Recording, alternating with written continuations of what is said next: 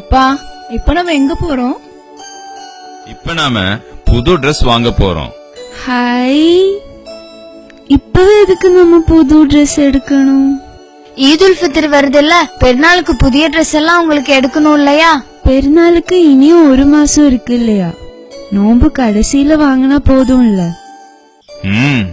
ரமலானின் கடைசி நாட்கள் ஷாப்பிங்காக தான் எல்லாரும் நினைச்சிருக்காங்க.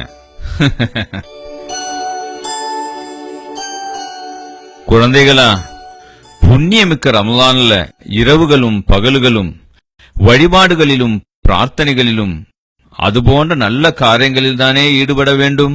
குறிப்பா கடைசி 10 நாட்களின் எல்லா நேரங்களும் மிக மிக மகத்துவமானதும் சிறப்பானதும் தானே.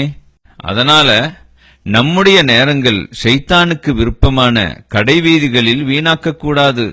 அல்லாஹுக்கு மிகவும் விருப்பமான பள்ளிவாசல்களில் தான் இருக்க வேண்டும். ஆனா எல்லாரும் ரமலானுடைய கடைசி 10 நாட்கள் ஷாப்பிங்குரிய நாட்கள்னு நினைச்சிட்டு இருக்காங்க. அப்போ எல்லா துணிக்கடையிலும் என்ன ஒரு கூட்டம் இல்லையா? அதனாலதான் நோன்பு வர்றதுக்கு முன்னாடியே நாம ஷாப்பிங் போன்ற அந்த மாதிரியான வேலைகளை எல்லாம் நேரத்திலேயே செய்யறோம்.